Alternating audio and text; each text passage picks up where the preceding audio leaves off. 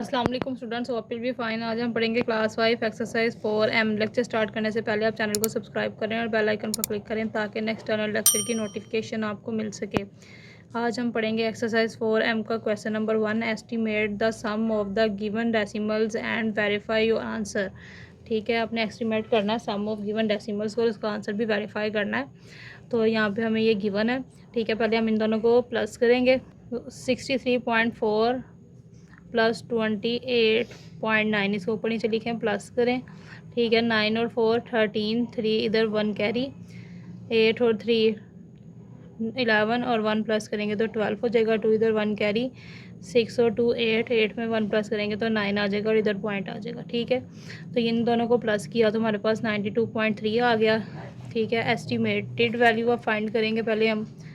Estimated value तो यहाँ पे हमें 63.4 गिवन है, तो इसको अप्रोक्सीमेटली इसको राउंड ऑफ पहले हम करेंगे तो 63 आगे 4 है। ठीक है, तो 4 है तो ये 5 या 5 से ग्रेटर नहीं है, इसलिए पीछे वाले में 1 प्लस नहीं होगा, ये एज इट इज़ आ जाएगा। तो 63 एज इट इज़ आ गया। इसी तरह से इसको भी हम लेंगे, अप्रॉक्सीमेटली फाइंड करेंगे। ये जो 9 है ये 5 या 5 से ग्रेटर है, तो पीछे वाले में 1 प्लस हो जाएगा, तो ये 28 की जगह 29 हो जाएगा। ठीक है, इन दोनों को प्लस करेंगे, 63 को 29 के साथ, 9 और 3 12, 2 इधर 1 कैरी, 6 और 2 8, 8 और 1 9, 92 आ गया। ठीक है, तो ये 92.3 है और ये 92 है जो एस्टिमेटेड वैल्यू है।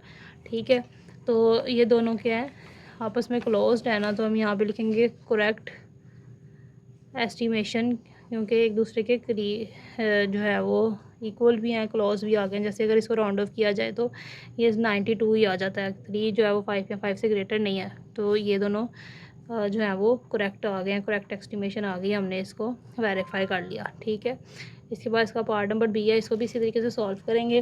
पहले इन दोनों को हम प्लस कर लेंगे, 407.2 257.6 प्लस करेंगे इन दोनों को, 6 और 2 8 पॉइंट एज इट इज़, 7 7 को प्लस करेंगे तो 14, 4 नीचे 1 कैरी, 5 और 1 6, 4 और 2 6।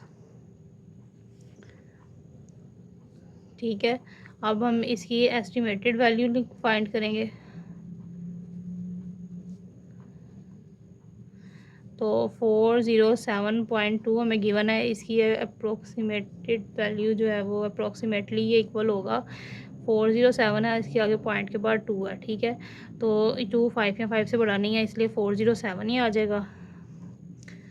और ये उसके बाद है 257.6, तो 6 5 या 5 से बड़ा है, तो पीछे वाले में 1 प्लस होगा, तो 7 में 1 प्लस हुआ तो 8 और 25 एज इट इज़ आ जाएगा। इन दोनों को प्लस कर लेंगे, 407 और 258 को प्लस करेंगे, 8 और 7 15, 5 इधर 1 कैरी, 5 और 1 6, 4 और 2 6।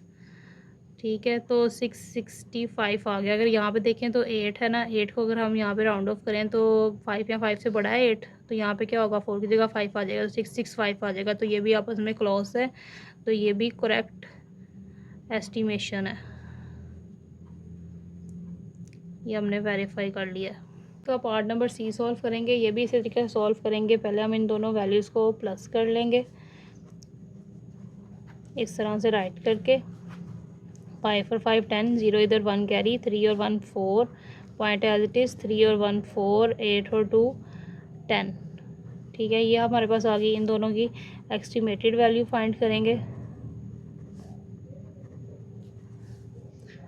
तो 2 1.35 की एस्टिमेटेड वैल्यू हमने फाइंड करनी है और 8 3.05 की एस्टिमेटेड वैल्यू हमने फाइंड करनी है।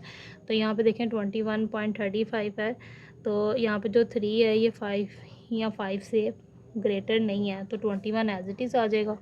और यहाँ पे जो ये 0 है ये भी इसी तरह से 5 या 5 से ग्रेटर नहीं है, तो यहाँ पे भी 83 एज इट इज़ आ जाएगा। ठीक है, 21 और 83 को ऐड करेंगे तो 3 और 1 4, 8 और 2 10, तो 104 आ गया। ठीक है, तो यहाँ पे भी क्या है 104 ही, अगर इसको राउंड ऑफ भी करें तो ये 104 ही आएगा, तो ये भी क्लोज्ड आई है, तो ये भी करेक्ट एस्टिमेशन है। अब हम इसका क्वेश्चन नंबर 2 सॉल्व करेंगे। Estimate the difference of the given decimals and verify your answers. ठीक है, ये जो हमें डेसिमल्स गिवन है इसको हमने सॉल्व करना है, एस्टिमेट करना है, डिफरेंस निकालना मीन्स माइनस करके, और उसका आंसर भी वेरीफाई करना है। ठीक है, तो अब क्या करेंगे, इन दोनों को इसी तरीके से सॉल्व करेंगे। 23.45, अब यहाँ पे 18.2 पॉइंट के नीचे पॉइंट आना चाहिए, तो 18.2 है ये, तो इसके नीचे हम ज़ीरो लगा लेंगे और ये माइनस करेंगे, तो ये माइनस करके 5 आ गया। 4 में से 2 माइनस किए 2। ठीक है, यहाँ पे 3 में से 8 माइनस नहीं हो सकते, 1 कैरी लेंगे। 13 में से 8 को हम माइनस करेंगे तो हमारे पास यहाँ 5 आ जाएगा, यहाँ 1 बच गया। 1 में से 1 माइनस किया तो 0। ठीक है, तो ये आ गया। अब इसकी एस्टिमेटेड वैल्यू लेंगे, एस्टिमेटेड वैल्यू तो 23.45 की हमने अप्रोक्सीमेटेड वैल्यू लेनी है और 18.2 की वैल्यू हमने लेनी है। ठीक है, तो यहाँ पे 4 है, 4 5 या 5 से ग्रेटर नहीं है, तो ये 23 एज इट इज़ आ जाएगा। यहाँ पे 2 है, 2 भी 5 या 5 से ग्रेटर नहीं है, तो यहाँ पे भी 18 एज इट इज़ आ जाएगा। तो इन दोनों को हम माइनस करेंगे, 23 और 18 को, तो हमारे पास यहाँ पर जो है वो 5 बच जाएगा।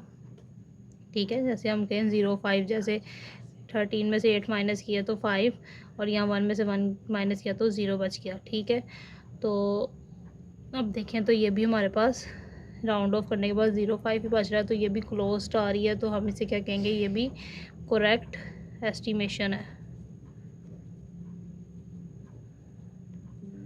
हम इसका पार्ट नंबर बी सॉल्व करेंगे। ये भी इसी तरीके से सॉल्व करेंगे। पहले इन दो वैल्यूज़ को जो है वो माइनस करेंगे। ठीक है, 4 में से 9 माइनस करें नहीं हो सकता, तो यहाँ पे 1 कैरी लेंगे, यहाँ 1 बच जाएगा। 14 में से हम 9 को माइनस करेंगे तो हमारे पास यहाँ पे 5 आ जाएगा। ठीक है, 1 में से 5 माइनस नहीं हो सकता, यहाँ से 1 कैरी ले लेंगे और ये 4 बच गया। ये 1 1 11 हो गया। 11 में से 5 माइनस करेंगे तो हमारे पास यहाँ 6 बच जाएगा, और 4 में से 1 माइनस करेंगे तो 3 आ गया, और 1 में से 1 माइनस किया तो वो 0 ही आ जाएगा।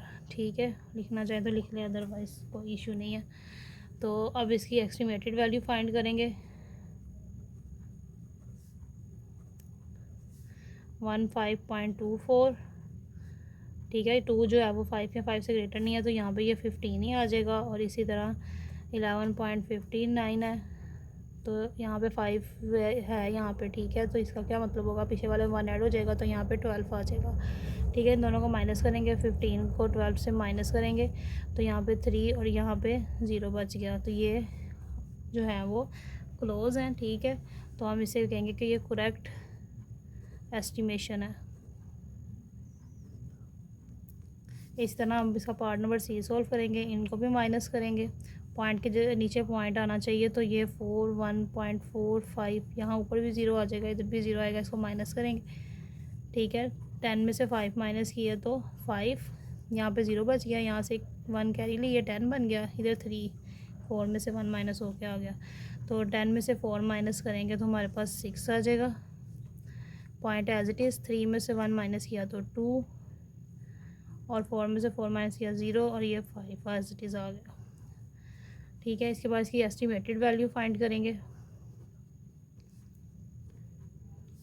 ठीक है, 544.1 की एस्टिमेटेड वैल्यू फाइंड करेंगे तो 544 ही आ जाएगा, और 41.45 की एस्टिमेटेड वैल्यू फाइंड करेंगे तो ये भी 41 एज इट इज़ आ जाएगा।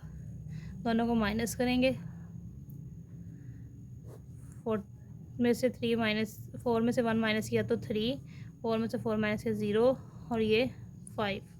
ठीक है, इसको राउंड ऑफ करेंगे तो हमारे पास क्या होगा, यहाँ पे 1 प्लस हो जाएगा, तो 503 हो जाएगा। ये भी क्लोज्ड है, तो ये भी करेक्ट एस्टिमेशन होगी।